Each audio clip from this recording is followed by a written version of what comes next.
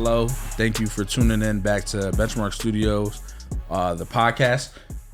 Today, I am honored to be having this special guest on here who's known me throughout my whole entire journey of life, all the ups, downs, jail, whatever you wanna call it.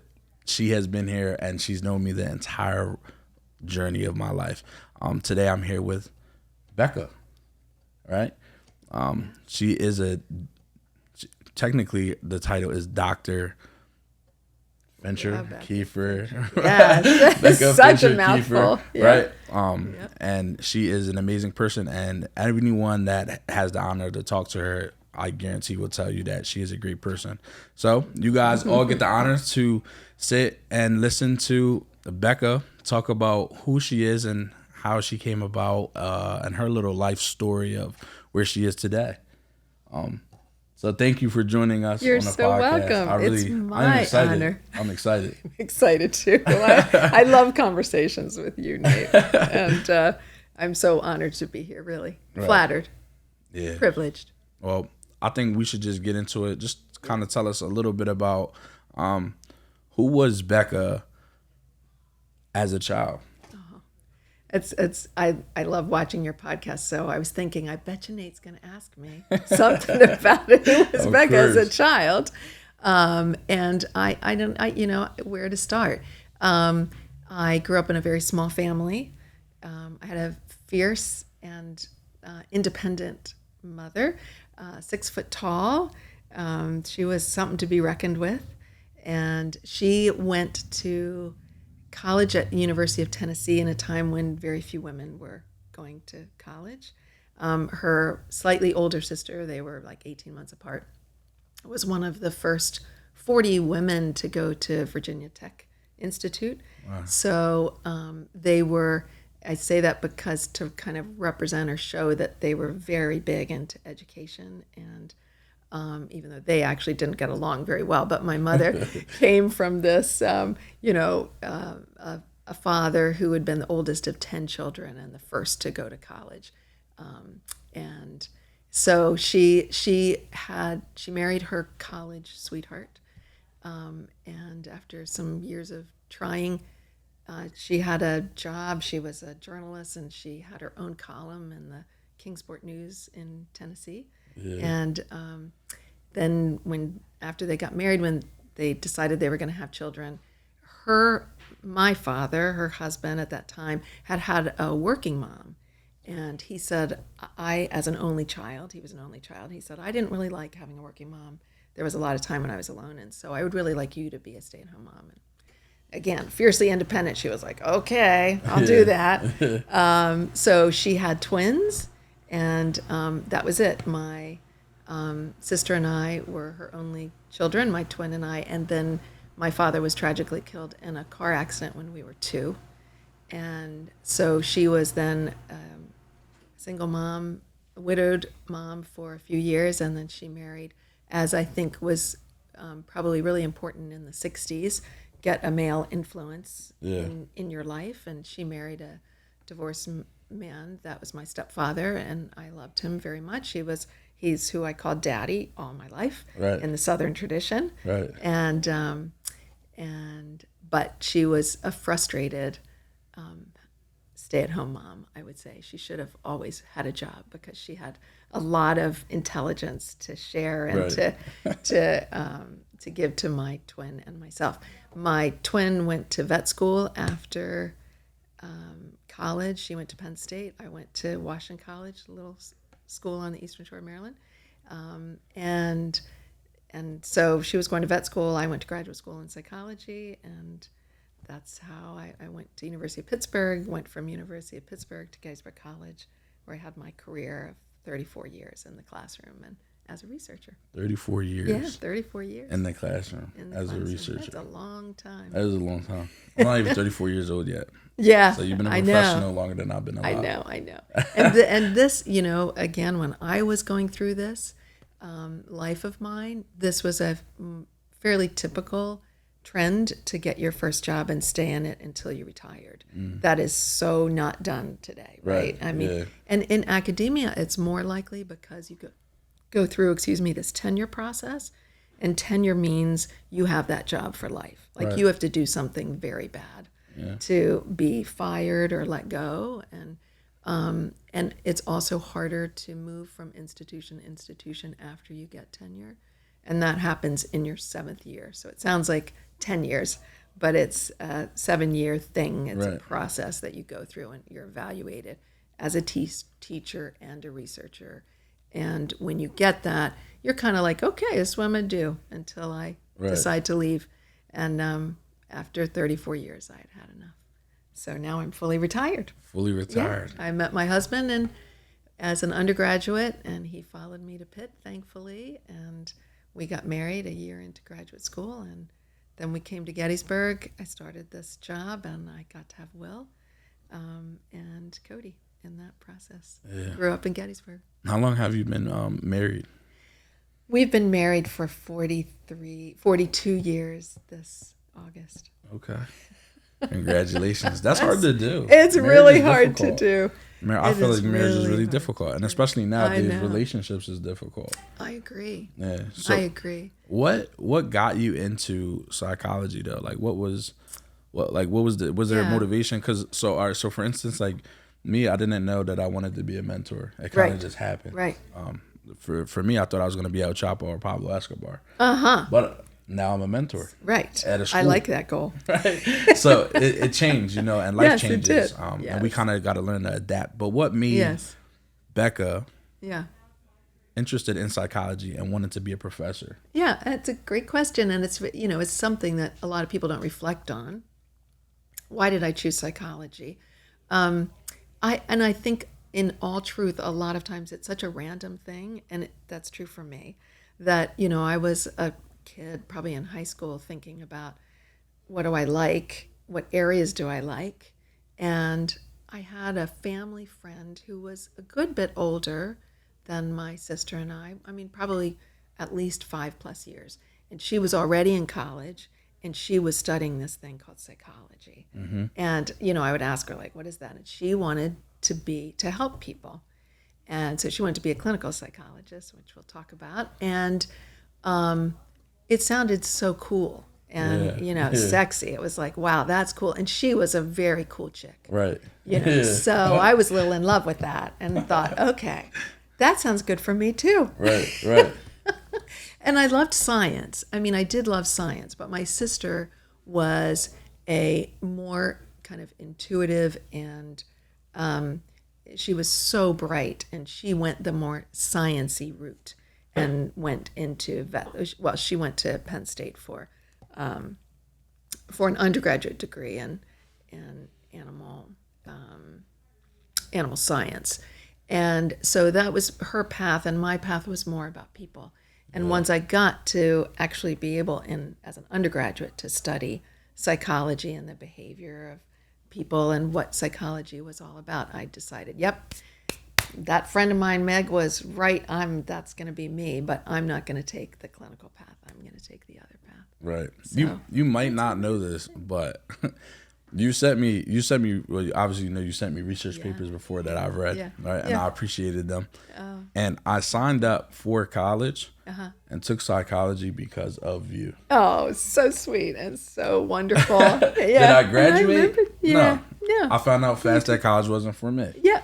I didn't like the classes that I was in or the professors that were talking Right, about. which is a shame, but Yeah, so Yeah. they didn't make it fun enough for me. And I Yeah. felt like I wasn't Yeah. being challenged enough when I was questioned about if I was really writing my paper. I don't think they thought that I was capable of writing a good paper. But they don't know sorry. that Will Kiefer would rip my papers to shreds. Right. And Right. I know that Will used to send you his Yes, documents and he his did. stuff, and you He used to did. do the same to Will. Yeah. So, yeah. They didn't know Mentoring. that, right? It's all mentoring. So what's the difference between clinical psychology and just like psychology? Experimental. Psychology. Yep. So you've got this umbrella term of psychology, and this is a great question because really very few people know this. I think most people think of psychology as the field that helps people, and so most people think of that big term of psychology as the science of helping people. Right. And it is, of course, there's a branch, and it's probably a larger percentage of people go into the branch of clinical psychology, which I would call applied psychology. So under this umbrella of psychology as a term, there's applied psychology fields and there are experimental fields. And the difference is that the applied ones, the goal is in any applied field is to help people, to develop therapies, to use the science to improve life. Right. The other side that people just don't think about is what we call basic science fields, and that's experimental psychology. And those areas of psychology are using the science to develop theories, to test hypotheses, to understand what therapies are better than others. Right. And those basic scientists provide the pool of data, research that the applied scientists pull from. It feeds them. So, in the applied side, we have clinical psychologists. If you take clinical psychology to its terminal end, you get a PhD in clinical psychology. It's quite a hard degree. It's very competitive to get into those programs. But at the end of them, you can hang a shingle and you can, whatever you're interested in, whatever behavioral interests you have. Most clinical psychologists are dealing with more severe mental health issues, maybe schizophrenia, maybe depression, maybe manic depression, the kind of more serious we really need to work on these problems for a long time. Also in that applied side is counseling psychologists. You can get a master's in counseling psychology. You can even get a master's in social work and be in the kind of applied side of clinical psychology. So clinical psychology, counseling psychology, these areas are working to help people work through problems. And counseling psychologists are typically the ones that are dealing with less severe mental health issues. So, perhaps family therapy, couples therapy, addictions, things like that, paranoias. Now another big misconception is that clinical psychologists are the same as psychiatrists. And psychiatrists are medical doctors. So they go through medical school like all of our MDs do. The only thing is at the end they branch off and use psychiatry as their specialty. So psychiatrists are clinical psychologists that can prescribe medicines to deal with those more severe schizophrenia, things like that. Exactly. Right. So a clinical psychologist that might have a schizophrenic is going, as a patient, is going to need a psychiatrist to prescribe the meds that the clinical psychologist will think will help that person. And so there are relationships, right? Right. And but clinical psychologists have again kind of pulled from the science that's been developed by experimental psychologists to understand what are the best programs for treating people. Right. So there really is no like one is more important than the other. It sounds like everyone needs everyone. Everyone needs everyone. It's very right? very important. I think like a lot of students that come into, for example, a college setting and say, I want to be a psychologist. What they mean is I want to be a clinical psychologist. When you say, well, here, for example, at my undergraduate institution of Gettysburg College, here we need to train you as an experimentalist so you understand how to do science. Right. You need to understand how to actually test hypotheses. And then when you go on to further education, that training will be behind you and you'll get to learn how to treat people. Yeah. But you got to understand the science. Yeah, I think more like I was more interested. I didn't want to like help. Yeah. I didn't want to know. I didn't want to get into clinical psychology. I didn't want to like apply it and help people out. I just kind of wanted to understand why people did the things they did. Yeah, you were me. Yeah, that was it. That was me too. You have a habit. Like how'd you get the habit? Right. Like what happened and how can you get rid of the habit? Right. So what I was more into that. Motivates you? Right. So all of those experimental fields. So there are a lot of them because there's like developmental psychology if you're interested in children and the kind of developmental progression of a behavior. They're like, let's take aggression. those are psychologists that are doing research to say what makes some children aggressive and others not. Right. What are the factors? Then you might have a social psychology perspective on that, which if you took that as a point of interest, aggression, social psychologists would look at what kind of group processes make people more or less aggressive, or compliant or obedient. So that's social psychology. Then there's cognitive psychology, that's my field. Right. And we're looking at thinking and learning and memory and decision making. Right. So what are the thought processes that go into what makes you angry, what makes you mad, or other, processes? What are your memories that are going to pull you towards certain behaviors? Right. And then there are others. There are a lot of new fields in psychology that are a true blend, like health psychology, where you're looking at what motivates people to lead healthy lifestyles or not. Right. What can be incentives to get people to think about eating properly or drinking properly. Health psychology, cultural psychology. Neuroscience kind of sits on top sometimes of both of those Right. fields within psychology. You've got neuroscience that feeds information about brain function to both experimentalists and clinical people. Yeah. Well, how important do you think it is to? Because I think that involves like some of the work that we do, like trying to understand these kids and things like that. How important do you think that type of research? Because you sent me research papers. The research paper that you sent me before was talking about why, like, black kids are more at risk to get suspended in schools. And I remember reading that a lot of it was because as soon as they walked into these schools, they see white teachers, white people, and they automatically write those people off, thinking that they can't relate to me and they don't know anything that I'm going through. Right. So it was hard for them to like talk and open up to these teachers and like trust these teachers. Part of that, how my brain starts thinking is like, okay, well, what's the solution then? Yep. Right. So we need, obviously, if that's the case, then we need more black teachers. We need more like people to come in and make it more what's the word, like diverse, like. Yes, absolutely. Right. So that we can fix that problem. Representation. Right. You need that. So how important do you think like understanding that type of psychology and understanding that thing, how does that apply to like what the work that we do here at Benchmark Program? Yeah. I think it's essential, right? It was one of my great joys to be a part of at least the beginning of Will's journey in creating Benchmark, where I would just constantly feed him and then you these articles that would say, there's research out there. Right. We don't have to just guess. Yeah. We could guess, like, it's not good to have all white teachers. Right. And that's probably a pretty good guess. But how about research that we can't say proves, because science is never about proving something. It's always suggesting.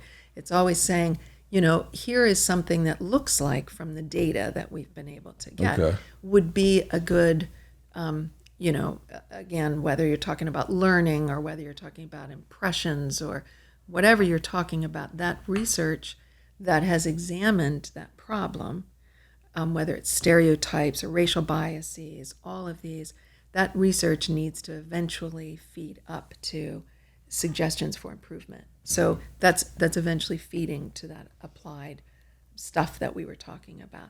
The problem is, Nate, there are many problems with this, but the problem is it takes a long, long time for basic research to actually make its way into the real world. Right. So like I could send you 100 articles a day and you can think about them and actually work with that data, but is it going to change the world? I don't know, because that science that is presented in research articles that are published, we know it's been well tested, it's been a controlled study there. You can't break it down because someone did something wrong in the study. That's been done by peer reviewers. Right. It's how much now is that research going to change because of something else somebody else did and said, well, we need to revise that. because someone else did another study that counters that finding. Yeah. And that's science. I mean, that's how science progresses. But you can see why it takes forever to kind of get a result up, bubbled up into this is what you definitively need to do to change the way children are treated, Right. or the way teachers are presenting this material. It's little by little by little. Right. So we can only do so much at a time. You can only do so much at a time, but you can at least be a good consumer of science like you Right. are, and think about, this result suggests this. Maybe we should try this. And, I think Will's done that effectively a number of times, and sometimes it's worked and other times it hasn't. Yeah, I also think you sent me a paper about kids feeling like, so the type of kids that we work with, like at suspension alternative program, or teenagers, Yeah. and what they want to do is feel like they're in control. Yes. So how we do things at suspension alternative program is we give them an option. Yes. So that, listen, we got, like, for example, we have 3 things to do today. We have to work out, we have to do a lesson, and then we have to get schoolwork done. Right. Out of these 3 things, what do you want to do first? Yeah. And then they pick it, and then they're more likely to do the other things because they feel like they're in control. They got to control what their day looks like. Right. So it's crazy, So like perfect, stuff like that. yeah. Like It's psychology in action, Right. right? It's taking that research finding and putting it into the real world. Yeah. And that doesn't always happen easily, but when it happens, it's a beautiful thing. It is. Because it's, again, it's not just a random thought. Like, what we know is sense of control gives person a great sense of power. Mm-hmm. And if you have a loss of control, you feel helpless, and behavior is going to, go in a lot of negative places when you feel helpless or loss of control. And I feel like a lot of the kids that we work with, they probably feel like they have no control of anything in their lives. Absolutely. A lot of the conversation that we have is like control the controllables, understanding that you might not be able to control everything right now. But later, when you get older, like, you can control where you live, you can control where you work, you can control those things. As of right now, I understand that it's difficult. Right. Well, I don't understand how difficult it is for that person, but I know it was difficult for me. No, absolutely. Right. So, but yeah, I think it's crazy. I know. To I think apply it and then see it work. I think it's beautiful to see it work. I do It's too. crazy. I do too. And I was thinking about you so much last night. Obviously I was coming here and stuff, and I thought, I used to just do something that anybody can do.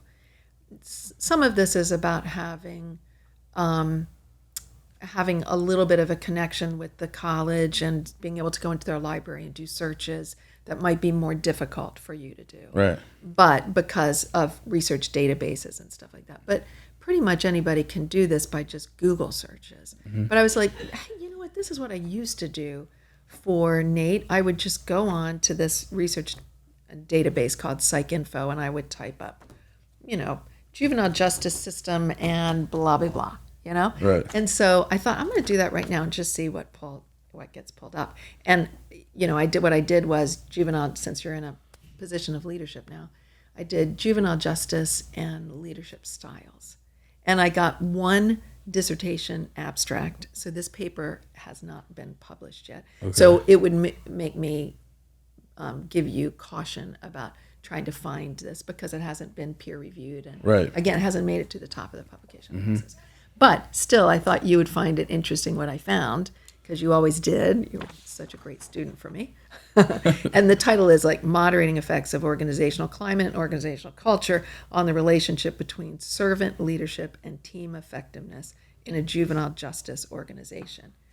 So now we've got benchmark, and it's saying what are the effects of the climate and the culture on the relationship between what they called servant leadership and team effectiveness.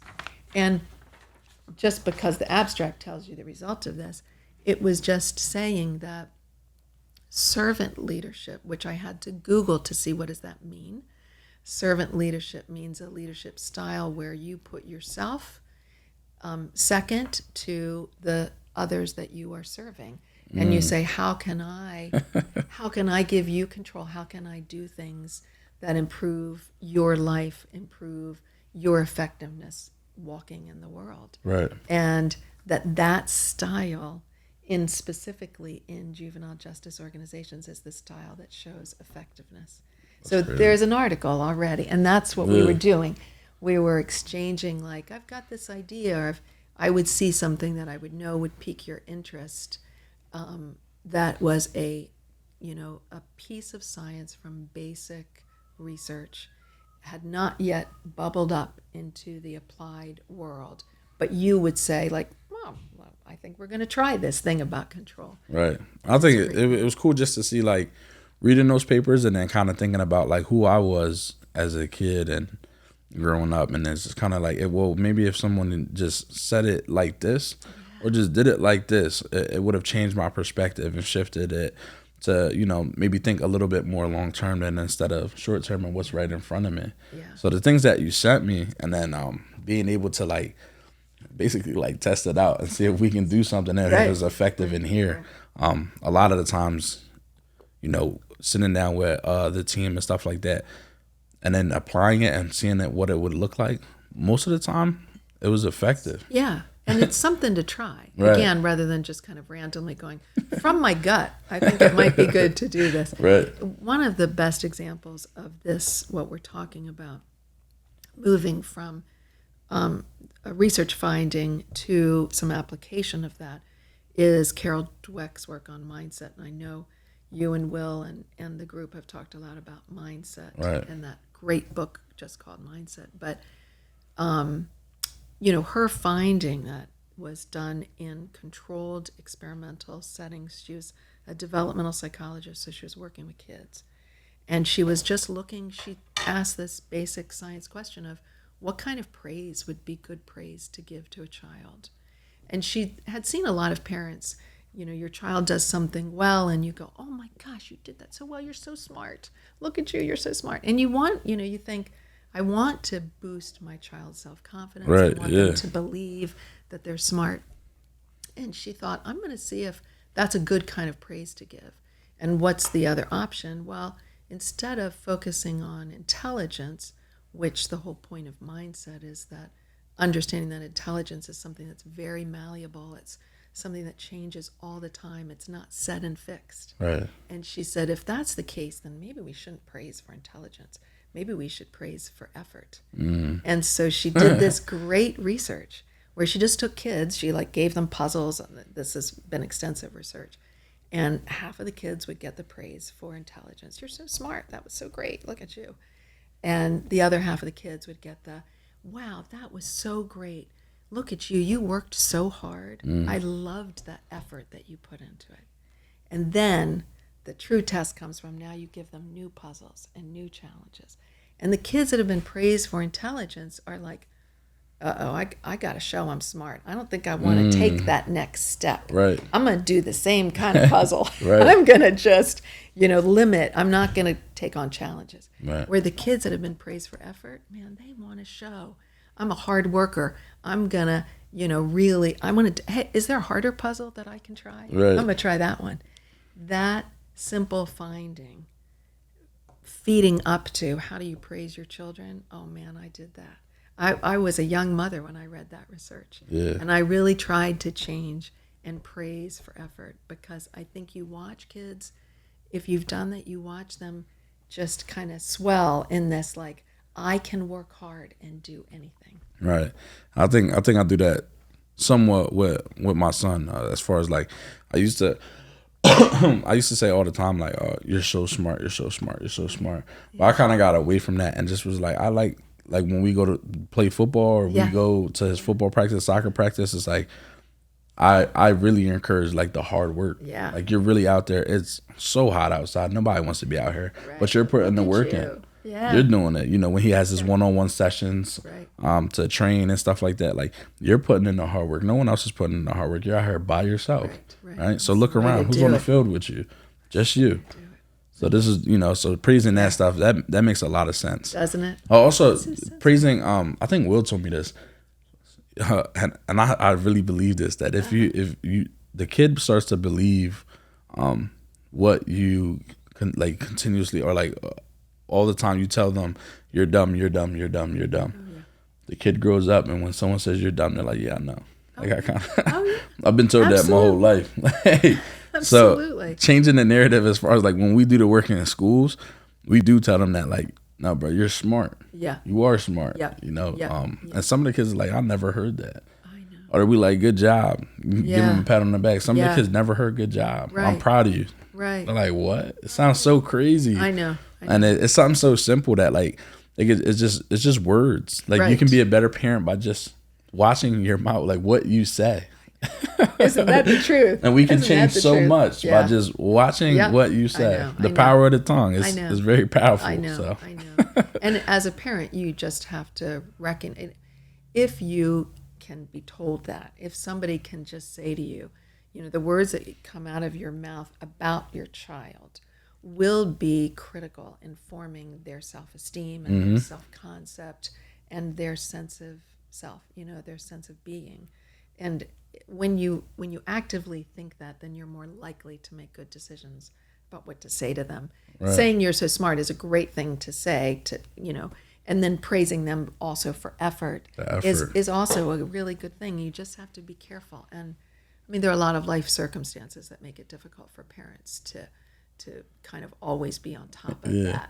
But you can see it. Yeah, life's hard being happy. It's hard being happy all the time, right? Yeah, it is. Yeah, sometimes you gotta go in that mode. I know, like when I go from work, I know when I'm about to go get my son, sometimes I need like a 10-minute just let me refuel. That's it. We about to go do this dad thing. So let's do it. You know. Yeah. And he doesn't know. Kids don't know. They don't know that you know, you just worked 8 hours, 9 hours. They don't care. They don't. Yeah. As soon as I get my son, we're going outside. We're going to the pool. Right. Yeah, we're going to the pool, Draco. Don't worry about it. We're going to the pool. I'm tired. But we're gonna get in the pool and we're gonna swim though. That's what we're gonna do. So just, you know, parenting. It's the hardest thing you'll ever do and the most rewarding thing. Right. But it is scary. The hardest. It's the hardest. I think it's very intimidating as far as like you know, all the stuff that like life is crazy and you can't control everything. Yeah. And just hoping that you instill like those morals and principles, like, and hopefully that they're taking note of it and then, you know, applying that to their lives. And yeah, it's intimidating when you think about it. And you know, you make a lot of mistakes. I mean, you know, you'll say something and then you go to bed and you start thinking about like, oh, I don't know if I didn't say that right, or that was probably not the smartest thing to say to them. Or I think that's when you know you're being a great parent. Yeah. When you're sitting there at night and you're laying in bed and you're like, yeah, we could have did that differently. We talked about it a little bit before we came in here. I wasn't when I first became a dad to my daughter, Nalani. I didn't understand what being a dad was. I was so young. I didn't understand that like time is really valuable to kids. Right. And being around me, not just me buying you things, but you being around me and spending time with your father, like that is meaningful. Yes. So with my son, you here. We're here together. Yeah. We're going to spend as much time as we can. Right. So much that you know you're going to come to work with me in the summertime sometime, right? So, I know, it's so wonderful. Right. It's so wonderful that you have a space you can do that because it is so important. Right. But just learning that stuff, like, and learning that, like, you know, it's important to be there, and it's important, like, we do make mistakes. Yeah. Hopefully that you can recover from those mistakes. Some mistakes you can't recover from, but my daughter's still young, and we're gonna build that relationship, and we're gonna get back. Yeah, but that's good. It'll be a gift to both of you. 100%. What? Yeah. So you being interested in psychology and you knowing all this stuff about psychology, have you ever used psychology on your husband or your kids, Cody and Will? I'm not giving away my secrets, Nick. Come on. Well, let me know, because I want to know how to use some psychology on my son. You know, I think we've talked about it a little bit even already, that it's, I mean, of course, I've had, you know, there's silly examples of like reverse psychology things I would do to the kids. You know, they would eat something new. I really wanted them to have a, you know, a wide palette of interest in their food, you know. Right. So the first time I would give it to them, I'd be like, salmon, yuck, it smells, it's disgusting, it tastes. Right. Then I would wait, like, I'd be like, all right, you know, you got to eat a couple bites of it. Then I would wait maybe 2-3 weeks, enough for their memory to fade. This is the psychology part. Then I'd give it to them again. I was like, you loved this last time I gave it to you. You just thought it was so delicious. They'd kind of look at it, then they taste it. And familiarity is a very strong predictor of like. Okay. Of liking. So second, third bite, it was like, okay, it's not so bad. And then again and again and again, constantly kind of telling them something that really wasn't true. You really liked this the first time. So there's a great taste thing. You know, other than that, I think the general principles of psychology are used as a spouse and a parent. And you kind of have to step back and recognize it sometimes, that general principles of, if you want a behavior to happen again, what do? You reinforce it. You say, that's a good thing. You pay attention to it. You do the praise the best kind of praise you can give. If you want a behavior to stop, you find a way to ignore it, to not pay attention to it, to not reinforce it. So there are general principles of behavior that you can kind of follow. But those are intuitive. A lot of them are very intuitive. Again, although, if you think about child psychologists and how they developed all these wonderful principles that are found in books, etc., saying that if a child is throwing a tantrum, you turn the other way, it's hard to do. Sometimes you're in a public space. But that's attention that typically is very reinforcing. If a parent hasn't been attentive and now the kid does something horrible and you're attending to him, you're reinforcing that behavior that's going to happen again. Right. So, those are the kinds of psychology. I don't know. They're not really tricks, but they're just general. Oh, you got Will and Cody to eat salmon now. I did. I got them to eat salmon, and they really like it now. My son is stuck on chicken nuggets and chicken fingers. And that's it. It's hard. It's hard to break that because, you get taste buds. When you're born, you have all the taste buds in your throat, in your mouth, in your cheeks that you will ever have your whole life. Yeah. And they slough away over time. But those kids are eating foods that they like, that they've become familiar with, that don't have crazy taste, not a lot of flavor. Right. Because too much flavor is like, my brain is too exploding. much, yeah. It's just too much. So it's hard to break that for a while. Right. But you said it, I heard it on another wonderful podcast. Exposure is expansion. 100%. So you keep exposing, you keep saying it's a good thing to try things. You praise them for the effort of trying. And eventually, once some of those taste buds kind of slough away, he's going to start eating other things. Thank you. Yeah, because right now the freezer looks like 4 giant packs of chicken nuggets, and it's wild. But I have a number of friends who used to say my children only eat yellow. They only eat chicken, which is breaded, it's kind of yellow, mac and cheese, kind of yellow. That's all they do. Yep, but that's all right. I definitely will keep trying. Yeah. I might use some of those tricks and just give them a little bit here and there, and then wait 2 weeks. And then say, "Oh, you loved probably it." Work a little bit, try it. Nah. So you've read numerous amounts of research papers and research, and you've done your research and things like that. What research had shifted or changed your view of the brain? What research have you ever read that kind of changed your view of how you see the brain? That's a big question, a really interesting question. I'm going to tell you what my husband Chris said about his intro class that also was similar to my intro to psychology class experience that later made a difference in my life. And that was about understanding neurons, so the cells that make up our brain, this big organ that sits inside our skull. And he said, and I think this is true of a lot of intro students, when my professor got to this section, in those days it was called physiological psychology, and then it became biological psychology, and now it's neuroscience, really. But understanding that neurons are simple cells that work in this very kind of complex but beautiful way to, in this electrochemical way that are about impulses and neurochemicals that change whether this cell fires or not. And that every thought and every behavior starts in that moment. Every dream, every word that comes out of your mouth, every sense that you feel, everything is because a set of neurons were firing. And those neurons fired just because of electrical and chemical activity.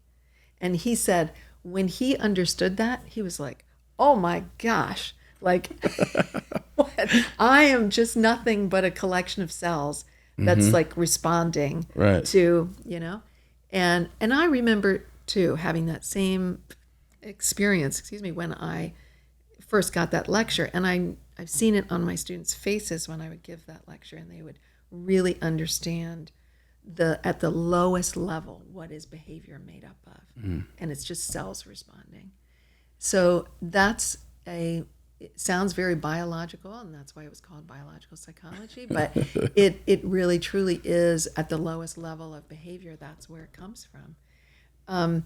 That neuroscience and that understanding, it can't be the only way we understand behavior.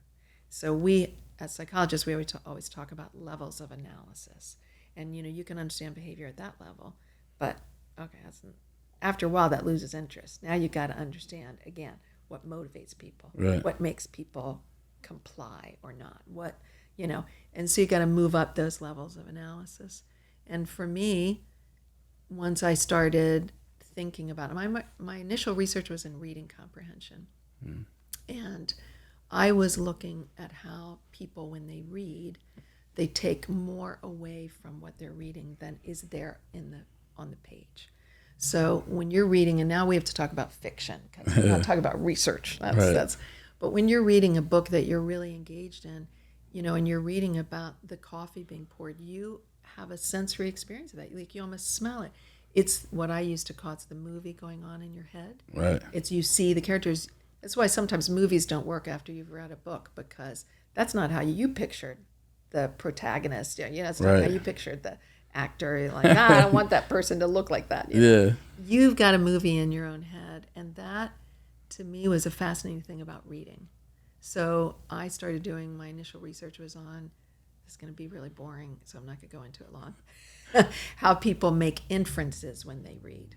So how we take away more, like we fill gaps between sentences. And, anyway, that's what I was initially looking at. And then I started thinking it was pretty sensory, it was like visual. And that led me to embodiment, really, is how do we understand things? How do we understand concepts? Where does that come from? And that's embodied. That's what embodied is. So, you want me to jump into that? Yeah, I want to know what that means. What is it? Embodied cognition? Yeah. So, what does that mean? Embodied cognition is a theory. Okay. So it is just a theory. It comes from pure basic science experimental work. So it really doesn't have any application as I'm going to describe it right now.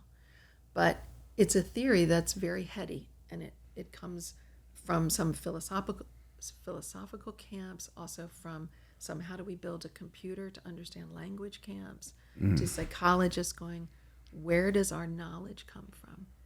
And it's as simple as, how do we understand concepts that we have labels for, like love, like power? How do we understand that concept?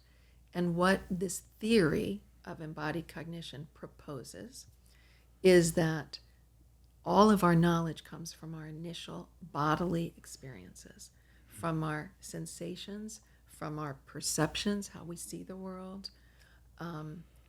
And so all of our cognition is grounded in our body. That's how we understand a concept. So I have to give you some explicit examples to kind of make sense of that. Yeah.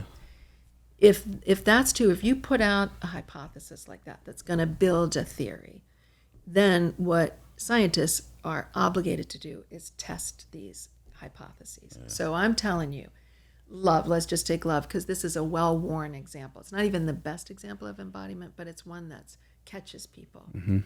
If I tell you, well, let's think about this abstract concept of love, like where would love come from? And you believe it comes from the body, then you say, well, I've got to test that hypothesis.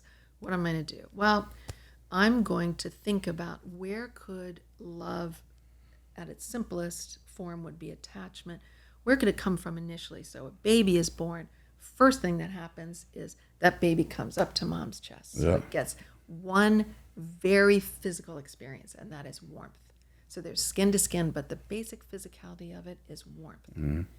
And if mom is in trouble, where does the baby go? The baby goes to an incubator. What is that? Same physical experience is warmth. So now, as an embodied cognitive psychologist, I'm thinking, where does the knowledge about love come from? Maybe it's from the physicality of warmth. So I'm going to test it. I'm going to bring some people in. I'm going to stop them on the street. Right. This is how this research went. I'm going to stop some people on the street, and I'm going to ask some of them, one group, I'm going to say, I have this cup of coffee for you. While you are answering some just questionnaires, some random questions, would you hold this cup of coffee? And one group gets a warm cup of coffee to hold. Right. Okay. They're holding this warm cup of coffee and they're answering all kinds of questions. They're usually collegiate. So what's your major? When did you get here? Blah, blah, blah, blah. One of the questions just have to say, on a rating scale, how do you feel about your friends? 1, I don't really care very much about them. 10, like, I love them to death. How do you feel about your family? Like some questions about affiliation is what we call it. Okay. Other group comes and you go, you know what? I have something for you to hold. It's just some water. Would you mind holding that? They're like, yeah, it's neutral, no temperature. Okay. You ask them the same questions. Now you look at the ratings for how they feel about their family. If they're holding something warm versus how do you feel about your family, your friends, if you're holding neutral temperature. If the theory is right, when you're holding something warm, you're going to feel more loving towards your family. That's crazy. And it happens. Right. So that's wild. That research showed that just the experience of warmth gave rise to the feeling of affiliation, love, attachment. So that's just the beginning of a test, right? It just, people are like, that's just one result. That's with collegiates that, okay, we're going to test the crap out of this idea. Yeah. Another follow-up to that, very quick. Bring some people in. Everybody's in the same room. Half of the people in this room are asked to write a short essay about a time in which they felt included. They felt loved. They felt part of a group. They felt, again, included. The other half of the people sitting in the same room are told, write a short essay about a time in which you felt excluded, where you felt lonely, you felt you weren't part of this group. Okay. They write the essay. Right after that, you give them some random questions. Again, random. What's your major? What's your blah, blah, blah.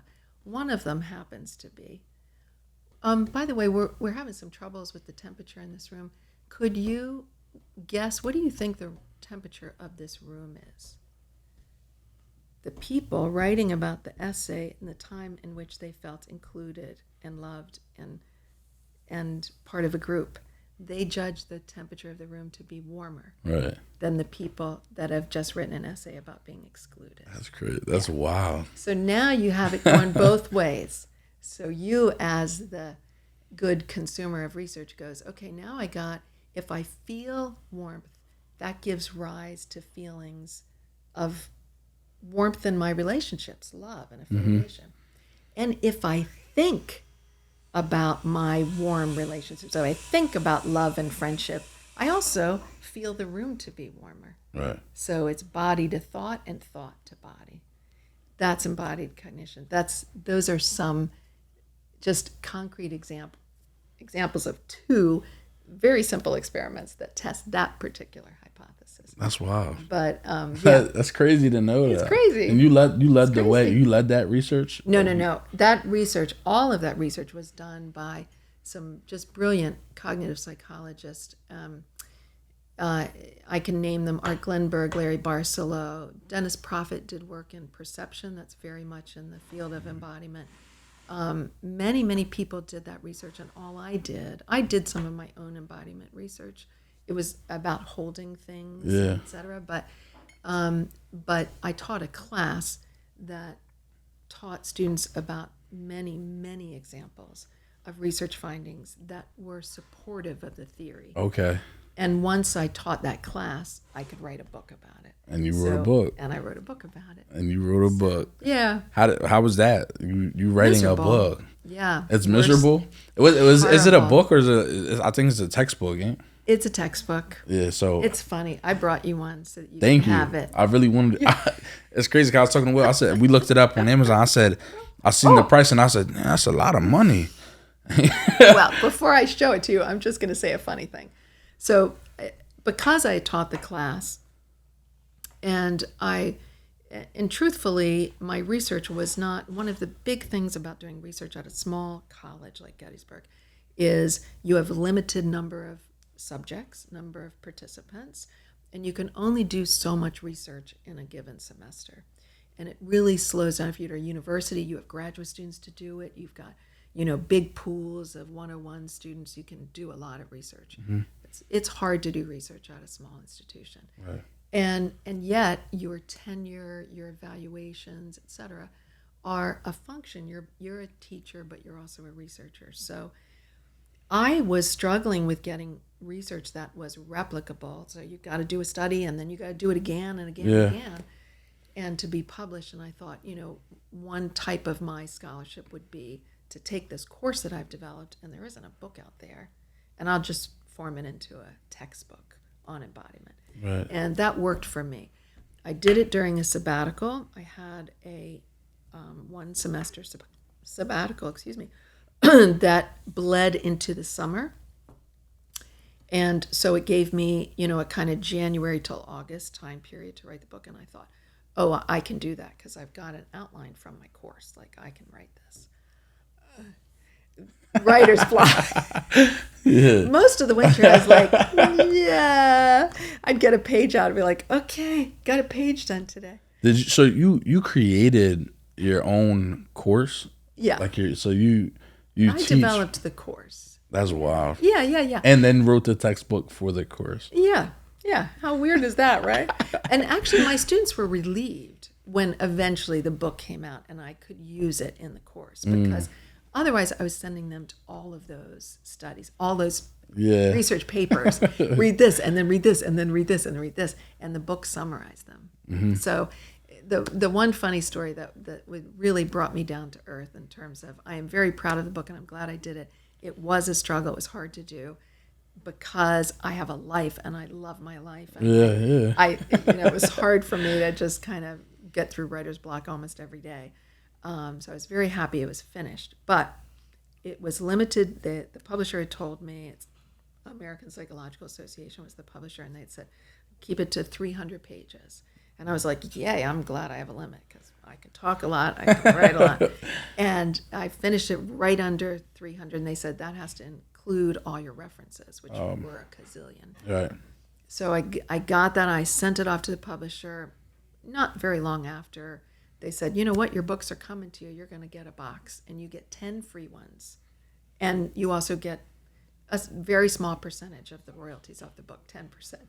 Oh, man. So I was like, well, this ain't going to make me rich, but okay. Right. I get 10 free books at least. Anyway, so I got my 10 free books, and Nate, here I was waiting for him. I couldn't wait for that day to get my box. I got a box, and it was this big. It was like this tall. My colleague brought it in. I was like, oh, they sent me a book. Like, wonder where the 10 are. I was like, I don't know. It's AP. Here's a book. I opened it up, and I pulled out my book. Here's my book. I was like, what happened to it? It's a pamphlet. It's not a book. It's a pamphlet. And then I realized, look at how ridiculously small the print was. Yeah. Thank you. There's your book. Thank you. Son, enjoy it. It is very, it. very dense, and it is not very readable. And that's because it is a textbook. It's a textbook. You didn't just write a book, you wrote a textbook. Yeah, so you can never read it at all. You can also occasionally read a couple pages of it on some research that I know you will think is very interesting. I will. Sorry if you guys hear the stuff in the background. Obviously, we're in a different room today. We're getting the podcast room done up a little bit. The ceilings are going to be taller. New lighting, new things, new stuff as this platform grows. So if you hear all the hammering, cutting of wood, all the extra stuff, that's the reason. And this is the reason why we're in the Benchmark Bodega. And this is the store for Benchmark program. So this is new setting today. Yeah, it's a great place to be. Well, I appreciate you coming on here. And like I said before, like it's crazy. We have so much. We could sit here and talk forever, long time. forever. Honestly, but I'm super appreciative of everything that you've helped me with in my life and all the research papers and things that you gave me, and even gifted me this book. There's something that you know I will forever be grateful for, and that's like people teaching me things, and I'm super appreciative of that. And you've done that a lot. You're so welcome. I'm so happy to share. I mean, Yeah. when someone's willing to take my knowledge Right. and I can share it with them, it makes me so happy because it's very unique. You know, we all have such a little tiny small area of expertise Right. that we have, and it's unique and it's not of interest to a lot of people. So when it's of interest to you, I want to share it.